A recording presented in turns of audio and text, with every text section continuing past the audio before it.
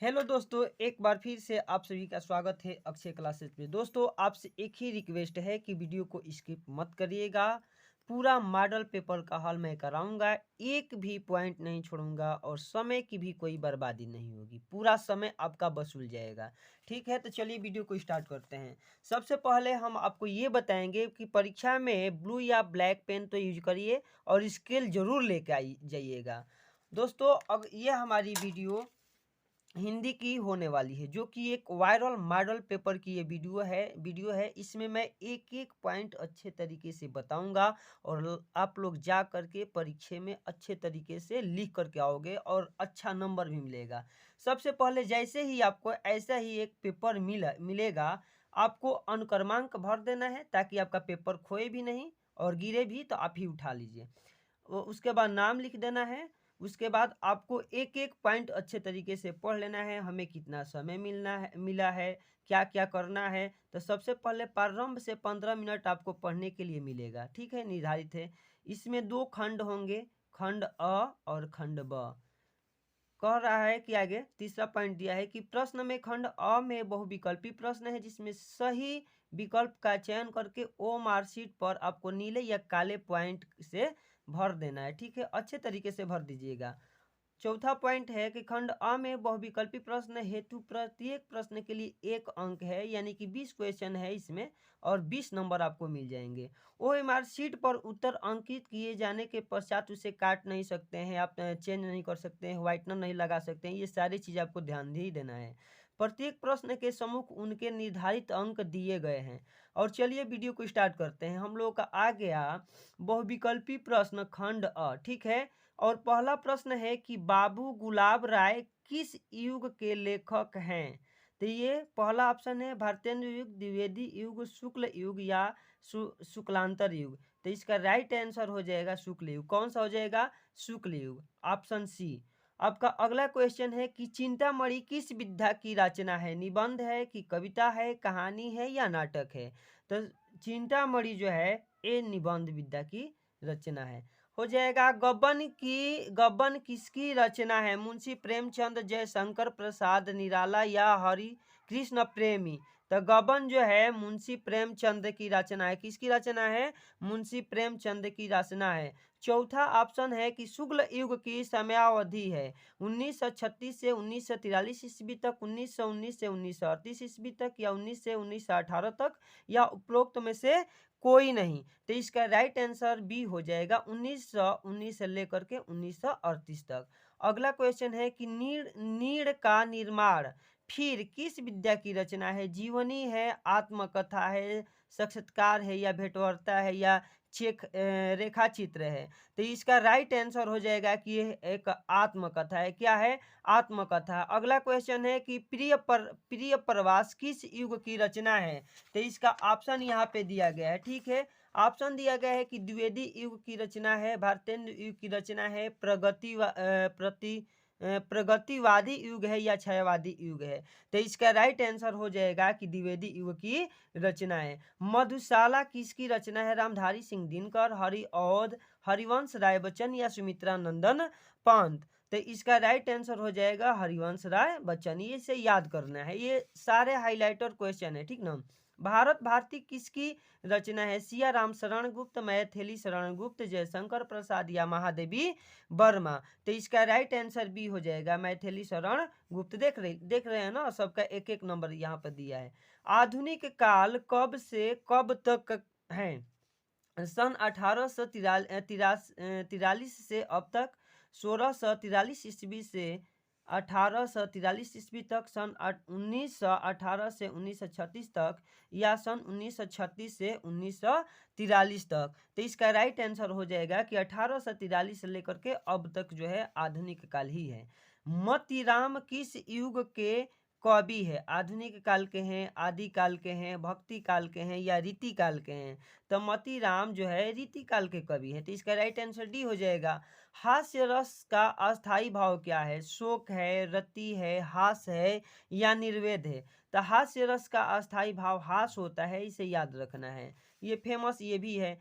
अगला क्वेश्चन है कि सोहट ओढ़े पीठ पत श्याम सुलोने गात, मनो नील मणि शैल पर आपत्त प्रयोग प्रकाश। उपरोक्त पंक्ति में कौन सा अलंकार है? तो देखिए हम एक वीडियो बनाए थे, उसमें भी बताए थे कि मनो जनो जनहु मनहु, जहां पर भी ये शब्द दिख जाए ना, फट से आपको क्या कर देना है, तो उत्प्रेक्षा अलंकार लगा देना है। इसका राइट आंसर बी हो जाएगा। अगला क्वेश्चन है कि रोला छंद में कुल कितने चरण होते हैं? 3 चरण होते हैं, 2 चरण होते हैं, 4 चरण होते हैं या 5 चरण होते हैं? तो इसमें लगा दीजिएगा आप लोग कि 4 चरण होते हैं। अगला क्वेश्चन है कि आकर्षण शब्द से किस उपसर्ग का प्रयोग किया है? तो आकर्षण हमेशा आकर्षण में किस उपसर्ग का प्रयोग हुआ है? तो देखिए उपसर्ग हमेशा आगे ही लगता है, तो यहाँ बी है, यहाँ मान है, अक है या आ है, तो इसका राइट आंसर हो जाएगा आ। क्या हो जाएगा? आ। आपका अगला क्वेश्चन है कि रचना के आधार पर वाक्य के कितने भेद है? रचना के आधार पर वाक्य के कितने भेद है? 2 हैं, 5 है, 6 है या 3 है? तो इसका राइट आंसर हो जाएगा कि 3 भेद है। पीताम्बर में कौन सा समास है? पीताम्बर में कौन सा समास है? कर्मधारय, द्वंद्व, बहुव्रीहि या तत्पुरुष? तो इसका राइट आंसर हो जाएगा बहुव्रीहि समास। पीताम्बर में कौन सा समास है? तो बहुव्रीहि समास। आंसू का तस्तम रूप है। आंसू का तस्तम रूप आपको बताना है, ठीक है। अश्रु है, अंशु है, रोना है या आंख है? तो इसका राइट आंसर हो जाएगी अश्रु है। आपका कृत्यवाच्य में किसकी प्रधानता होती है? कर्ता की प्रधानता, कर्म की प्रधानता, भाव की प्रधानता या इनमें से कोई नहीं? तो इसका राइट आंसर हो जाएगा कि भाई कर्ता की प्रधानता होती है, कृत्यवाक्य में कर्ता की कृत्यवाच्य में कर्ता की प्रधानता होती है। तो इसका राइट आंसर ये हो जाएगा। तांभ्य शब्द में वचन व विभक्ति बताइए। तो इसका राइट आंसर हो जाएगा डी नंबर चतुर्थी विभक्ति और बहुवचन। निम्नलिखित में से सर्वनाम क्या है? मनुष्य है, बचपन है, वह है या इनमें से कोई नहीं? तो इंग्लिश में आप लोगों को ही सी होता है ना, तो वो सारे सर्वनाम भी होता है, तो यहाँ वह हो जाएगा सर्वनाम। क्या हो जाएगा? वह हो जाएगा सर्वनाम, क्योंकि मनुष्य संज्ञा हो जाएगी और बचपन जो है ना कि भाववाचक के संज्ञा हो जाएगा। आगे आपका दूसरा ये चालू होता है वर्णात्मक प्रश्न खंड ब, और खंड ब से यहाँ से फिर पहला प्रश्न आ जाता है, ठीक है। तो ये खंड ब का पहला है, आपको बहुविकल्पी बीत गया। अब यहाँ से देखिए क्या लिखा है कि निम्नलिखित गद्यांश पर आधारित 3 प्रश्नों का उत्तर दीजिए। यह कोई, देखिए आपका पहला ही प्रश्न है, यहाँ से स्टार्ट हो गया कि यह कोई बात नहीं कि एक स्वभाव और रुचि के लोग में ही मित्रता हो सकती है। समाज में विभिन्नता देखकर लोग एक दूसरे की ओर आकर्षित होते हैं। जो गुण हम में नहीं है, हम चाहते हैं कि कोई ऐसा मित्र मिले जिसमें वे गुण हो। चिंताशील मनुष्य प्रफुल्लित चित्त का साथ ढूंढता है, निर्बल बलि का, अधीर उत्साही का, उच्च आकांक्षा वाला चंद्रगुप्त युक्ति और उपाय के लिए चाणक्य का मुंह ताकता था। विशारद अकबर मन बहलाने के लिए बीरबल की ओर देखता था। तो देखिए इसका ये आपका ये पहला क्वेश्चन है और इसमें अथवा करके यहाँ पर भी दे दिया है। तो किसी किसी एक का हमें ही उत्तर देना है, दोनों प्रश्न का तो देंगे नहीं क्योंकि हमको कोई फायदा भी नहीं होगा और एग्जामिनर कहेगा कि देखिए बच्चा को कुछ पता ही नहीं है, दो का उत्तर देख रखा है। तो सबसे पहले देखिए हम इसका क्या करेंगे ना कि ये पहला का पहला हमने हल किया है। तो यहाँ से यहाँ तक तो लिख रहा है कि उपयुक्त गद्यांश का संदर्भ लिखिए। तो हमें संदर्भ लिखने के लिए क्या क्या पता होना चाहिए? तो ये किस पाठ से लिया गया है और इसके लेखक कौन है? तो यहाँ पर लिखा है मित्रता, यहाँ से पहचान में भी आ गया कि कहाँ से लिया गया है, तो मित्रता से। और इसके लेखक कौन है?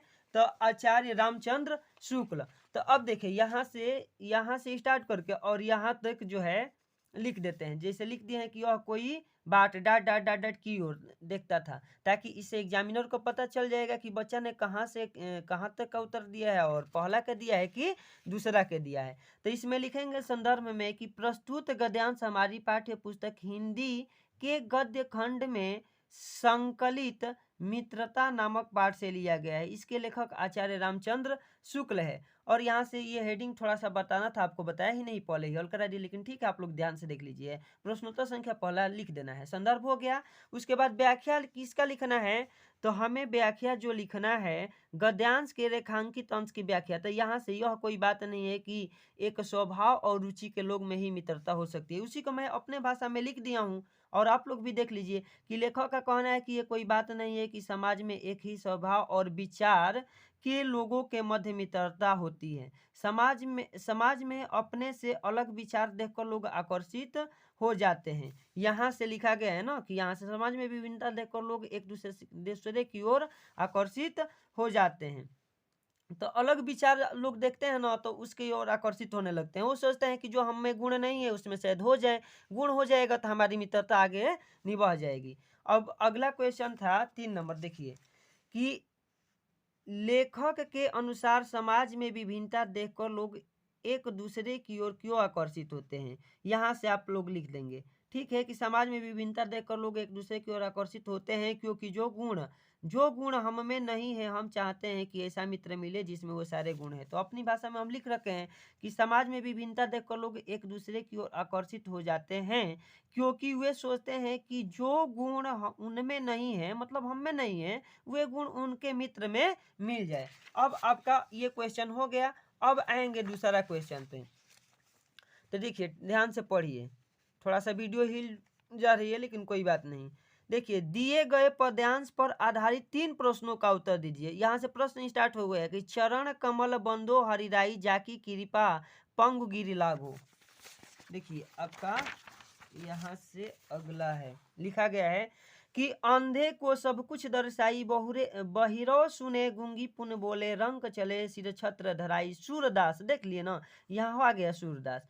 सूरदास स्वामी करुणामय बार बार बंदो तिहि पाई। इसका देखिए ये हो गया। दूसरा ये है कि सुनी सुंदर बन सुधारन सान सयानी जानकी जानी भली तिरछे करी नैन तिन्हे समुझाई कुछ मुस्काई चली। तुलसी ते ही अवसर से ही रावे अवलोकती लोचन लाहुवली अनुराग टणाग में भानु उदय बिगसी मनु मंजुल कंज चली। ठीक है, इसका या इसका किसी एक का उत्तर देना है हम लोगों को। तो हम देखिए इसका उत्तर लिखे हैं, इसका नहीं लिखे हैं क्योंकि एक ही साथ में दो उत्तर लिखेंगे तो वीडियो बहुत सारी ज़्यादा लंबी हो जाएगी, ठीक ना। तो चलिए एक को हम समझाते हैं। यहाँ से लिख लिए हैं। सबसे पहले कह रहा है कि उपयुक्त पद्यांश का संदर्भ लिखिए। तो देखिए आपका दूसरा क्वेश्चन यहाँ से स्टार्ट हो जाएगा। आपको सबसे पहले आपको बढ़िया से प्रश्नोत्तर संख्या 2 लगाइए और जहाँ से स्टार्ट हुआ है किसका लिख रहे हैं, तो चरण कमल वाला का, तो चरण कमल हो जाएगा और बंदो तिहि पाई, यहाँ तक का हम लोग संदर्भ कर लिख लिए हैं, ठीक है, यहाँ तक का। तो इसका संदर्भ क्या हो जाएगा, तो लिख देंगे कि यह पद्यांश सूरदास द्वारा रचित सूर सागर नामक ग्रंथ से हमारी पाठ्य पुस्तक हिंदी के काव्य खंड में संकलित पद शीर्षक से लिया गया है। यहाँ पर सूरदास जी का नाम है और सूर सागर नामक ग्रंथ से लिया गया है और पद शीर्षक से लिया गया है। तो ये आपका संदर्भ हो जाएगा। अब यहाँ लिखना है व्याख्या।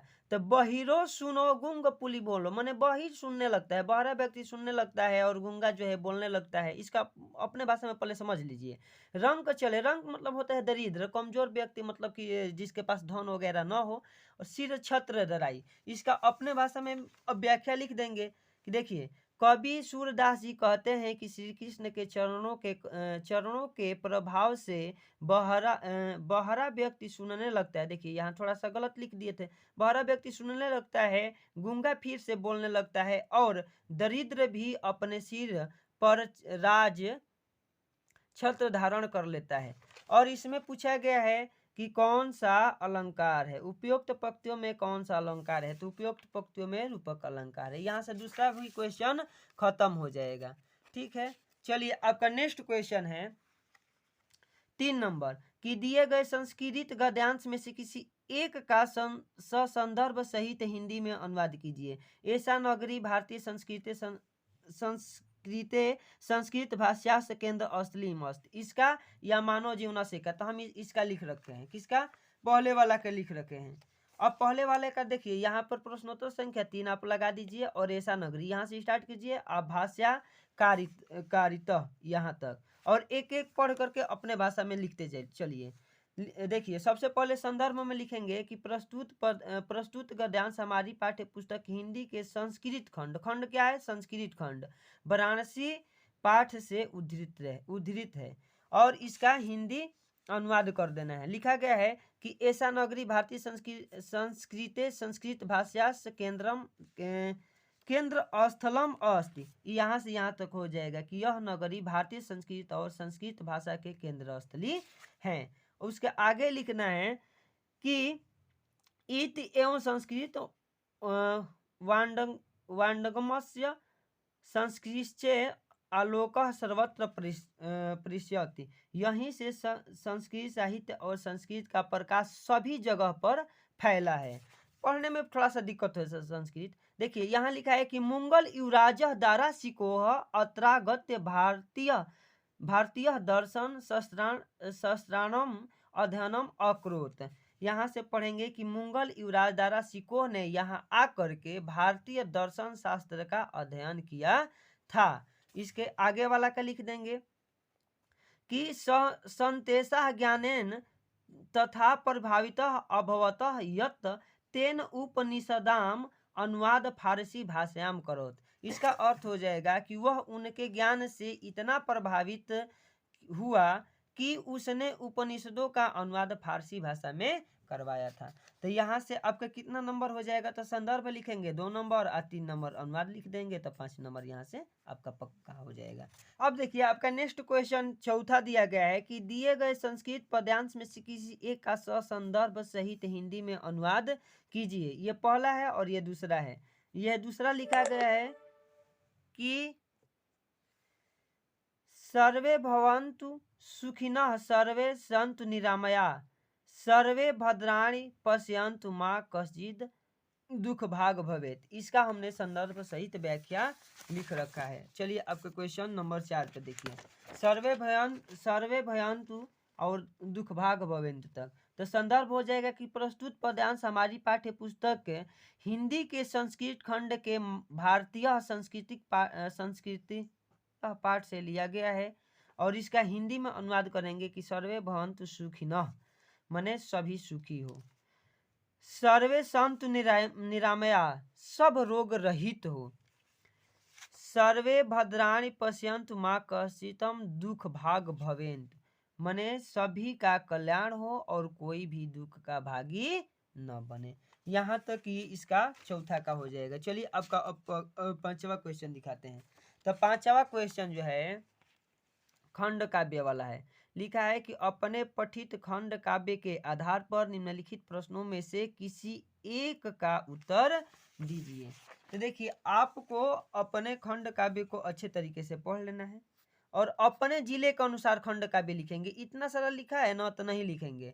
अब जैसे हम लोग बलिया के हैं तो बलिया में हम लोग का कर्ण खंड काव्य पढ़ाया जाता है और जगह पर भी पढ़ाया जाता होगा। तो उसके आधार पर जैसे कर्ण खंड काव्य के धूर्त सभा में द्रौपदी सर्ग का सारांश लिखिए। तो देखिए हमने लिख दिया है कि धूर्त सभा में द्रौपदी और सारांश वहां से कर्ण खंड काव्य पढ़ेंगे ना तो पूरा एक कहानी होता है, उसको लिखना होता है, यहाँ तक लिख देना है। तो इसको हम क्या करते हैं, अगला पेज पर चलते हैं और अगला क्वेश्चन पर भी, क्योंकि ये सबके लिए अलग अलग है। और अगला क्वेश्चन है देखिए 6 नंबर कि दिए गए लेखकों में से किसी एक का जीवन परिचय लिखते हुए उनकी एक प्रमुख रचना का उल्लेख कीजिए। डॉक्टर राजेंद्र प्रसाद, जयशंकर प्रसाद, आचार्य रामचंद्र शुक्ल। तो जयशंकर प्रसाद वाला बड़ा हाईलाइट है, हर साल पूछता है तो इसको हम लिख रखे हैं। और देखिए जीवन परिचय लिखने का भी थोड़ा सा तरीका आप लोग देख लीजिएगा। आप प्रश्नोत्तर संख्या 6 लगा देंगे और 6 का कौवा है माने क वाला है, उसमें से 2 नंबर पर है जयशंकर प्रसाद तो 2 लिख दिया और जयशंकर प्रसाद लिख दिए। जीवन परिचय लिखने के बाद हेडिंग लगाइएगा, उसके बाद लिखना स्टार्ट कर दीजिएगा। जयशंकर प्रसाद का काशी के एक प्रतिष्ठित वैश्य परिवार में सन 1889 ईस्वी में जन्म हुआ था। देखिए यहाँ जन्म छूटा है। इनके पिता का नाम देवी प्रसाद तथा माता का नाम मुनि देवी था। बचपन में ही पिता के मृत्यु हो जाने के बाद जयशंकर प्रसाद जी प्रारंभिक शिक्षा घर पर ही हुई। इन्होंने हिंदी, संस्कृत, उर्दू, फारसी का गहन अध्ययन किया। इनको बचपन से ही अन्य कठिनाइयों का सामना करना पड़ा। इनका जीवन बड़ा ही संघर्षशील था। अल्पावस्था में ही क्षय रोग से ग्रस्त होकर के सन 1937 ईस्वी में इनकी मृत्यु हो गई। और इनकी रचना लिखना था। देखिए आप इनके जीवन परिचय लिखेंगे तो 3 नंबर मिल जाएगा और रचना लिख देंगे ना तो 2 नंबर। और रचना को एक ही लिखना है लेकिन हमने कई लिखवा रखा है। तो रचना में लिख देंगे तितली, कामायनी, चंद्रगुप्त और लहर। यहाँ से संक्षिप्त परिचय शॉर्ट में लिख देंगे। एग्जामिनर आपके जीवन परिचय पर ज्यादा फोकस करेगा, नंबर काटेगा भी नहीं और पूरा का पूरा मार्क 5 में 5 आपको तुरंत यहाँ पे दे देगा। ठीक है, तो संक्षिप्त में नाम लिख दिए हैं, जन्म लिख दिए हैं, पिता का नाम, रचना और मृत्यु, इतना ही लिख देंगे तो बहुत हो जाएगा। आपका अगला क्वेश्चन उसी में का है, छौ का ख है कि दिए गए कवियों में से किसी एक का जीवन परिचय देते हुए अपनी एक प्रमुख रचना का उल्लेख कीजिए। तो देखिए, गोस्वामी तुलसीदास, सुमित्रा नंदन पंत और महाकवि सूरदास जी का। तो हमने गोस्वामी तुलसीदास जी का जीवन परिचय लिख रखा है। तो जीवन परिचय देखिए, सबसे पहले लिखेंगे गोस्वामी तुलसीदास, उसके बाद जीवन परिचय हेडिंग लगाइएगा, सेम वैसा ये भी लिखा जाता है। और यहाँ पर संक्षिप्त परिचय नाम लिख देंगे, जन्म लिख देंगे, पिता, माता, रचना और मृत्यु। और देखिए, गोस्वामी तुलसीदास का जन्म सन 1532 ईस्वी को बांदा, यहाँ पे बांदा है, बांदा जिले के राजापुर नामक गांव में हुआ था। इनके पिता का नाम आत्माराम दुबे तथा माता का नाम हुलसी था। इनका बचपन का नाम रामबोला था। ये सरयू प्राणीर ब्राह्मण थे। इनके माता पिता इन्हें बचपन में ही त्याग दिए थे। तब स्वामी नरहरि दास ने इनका पालन पोषण किया। ये गुरु जी है, ठीक ना। इनका विवाह रत्नावली से हुआ था। ये पत्नी से बहुत प्रेम करते थे, लेकिन पत्नी से डांट सुनने के बाद इनके मन में वैराग्य हो गया। इन्होंने वेद, वेदांग, दर्शन, इतिहास आदि की शिक्षा ग्रहण की थी। इनकी मृत्यु सन 1632 ईस्वी में काशी में हो गया। और इनके द्वारा रचनाएं क्या है, तो रामचरितमानस, विनय पत्रिका, दोहावली।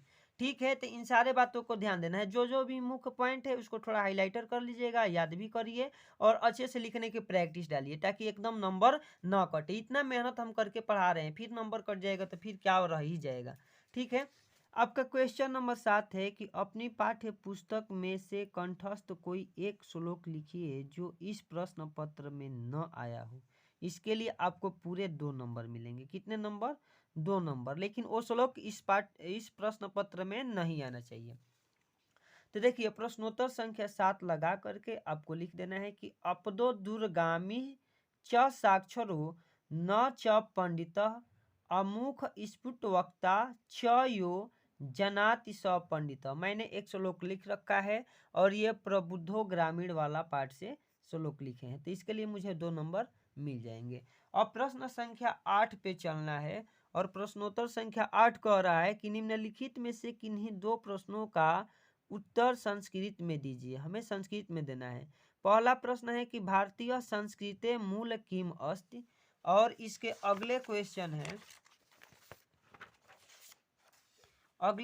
है कि पुरुष राज कह आसीत। अगला क्वेश्चन है कि चंद्रशेखर कह आसीत, और चौथा है बीरह केन पूज्यते। इसमें से जो आपको आसान लगे 2 का उत्तर दे दीजिएगा। तो मैंने 2 का उत्तर लिख रखा है। कौन कौन? तो पहले दूसरे का कि पुरुष राजह कह आसीत, तो लिखे हैं कि पुरुष राजह एक भारत बीरह आसीत, इसका ये आंसर हो जाएगा। अगला है कि बीरह केन पूज्यते, तो इसका हम लिख रखे हैं कि बीरह बीरेण पूज्यते, माने वीर जो है वीर के द्वारा ही पूजा जाता है। आपका क्वेश्चन नंबर 9 है और क्वेश्चन नंबर 9 क्या है कि निम्नलिखित में से किसी एक विषय पर निबंध लिखिए। पर्यावरण संरक्षण के उपाय, दूसरा है कि आतंकवाद पर लिखना है और कारण एवं निवारण, जनसंख्या लाभ हानि और नारी सशक्तिकरण। तो हम पर्यावरण संरक्षण के उपाय पर निबंध लिखे हैं और वो आपको समझा देते हैं, जा करके अच्छे तरीके से आप लोग लिख दीजिएगा। देखिए, पर्यावरण संरक्षण के उपाय, सबसे पहले प्रश्नोत्तर संख्या और पर्यावरण संरक्षण के उपाय। पहले लिखेंगे प्रस्तावना, और प्रस्तावना में वही जो मुख्य बातें लिखी जाती हैं कि शुरुआत कैसे करना है।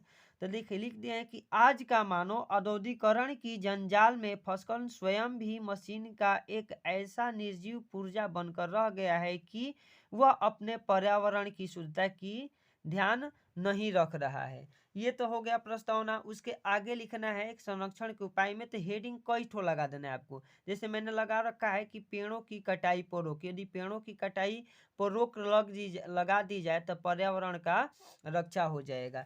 ठीक है, क्योंकि पेड़ों की कटाई अगर चलती रहेगी तो अधिक विषैली गैसें यहाँ पर फैल जाएगी और पर्यावरण का संतुलन बिगड़ जाएगा, जीव जंतु मरने लगेंगे। इसमें थोड़ा बढ़ा चढ़ा के आप लोग लिख दीजिएगा। प्रदूषण पर रोक, मतलब कि दिनों दिन फैक्ट्रियाँ चल रही है, प्रदूषण फैल रहा है, तो इस पर भी हमें रोक लगाना चाहिए। प्राकृतिक संसाधनों की अनावश्यक दोहन पर रोक, मतलब कि प्राकृतिक संसाधन जो है, तेल है, पानी है, ईंधन है, कोयला, पेट्रोल है, अनावश्यक रूप से हम लोग इसका प्रयोग न करें, बहुत ज़्यादा मात्रा में इनका दोहन न करें, नहीं तो पर्यावरण संतुलन बिगड़ेगा और सबका विनाश तय होना चालू हो जाएगा। देखिए आगे हम हेडिंग बनाए थे कि जनसंख्या पर रोक, मतलब कि जनसंख्या पर रोक लगा करके भी पर्यावरण को बचाया जा सकता है। पर्यावरण शिक्षा को बढ़ावा देना, स्कूलों में पर्यावरण की शिक्षा के बारे में बताना चाहिए कि पर्यावरण की रक्षा कैसे करना है, पर्यावरण से क्या क्या लाभ है, पर्यावरण से हमें क्या क्या फायदा मिलता है। उसके बाद लास्ट में लिख देंगे उपसंहार। ये उपहार लिख दिया गया है, उपसंहार हेडिंग होता है। क्या होता है? उपसंहार। उसके बाद 10 नंबर क्वेश्चन आपका है कि देखिए अपनी विशेष रुचियों का उल्लेख करते हुए अपने मित्र को एक पत्र लिखिए अथवा उत्तर मध्य रेलवे के एक शिकायती पत्र लिखिए जिसमें टिकट निरीक्षक द्वारा किए गए अभद्र व्यवहार का उल्लेख हो। तो अपनी एक विशेष रुचि दर्शाना है, मैंने किसी प्रकार का इच्छा जाहिर करते हुए अपने मित्र को एक पत्र लिख दीजिए, नहीं तो उत्तर मध्य रेलवे को एक शिकायती पत्र लिखिए जिसमें कि टिकट निरीक्षक द्वारा किए गए अभद्र व्यवहार का उल्लेख भी किया हो। तो देखिए हमने प्रश्नोत्तर संख्या 10 लगा रखा है और मित्र को पत्र हेडिंग लगा रखा है। सेवा में लिख देंगे, प्रिय मित्र लिख देंगे, मेरे मित्र का नाम लिख देंगे, विषय बता देंगे कि किस रुचि में है ये पत्र, मतलब कि उसमें क्या आपकी विशेष रुचियाँ है। तो हमने शादी में बुलाने हेतु लिख रखा है। उसके बाद प्रिय मित्र मैं अविनाश कुमार, ऐसे करके आपको एक पत्र लिख देना है। और पत्र लिख देंगे तो आपको यहाँ से पूरे कितने मार्क मिल जाएंगे? 4 मार्क।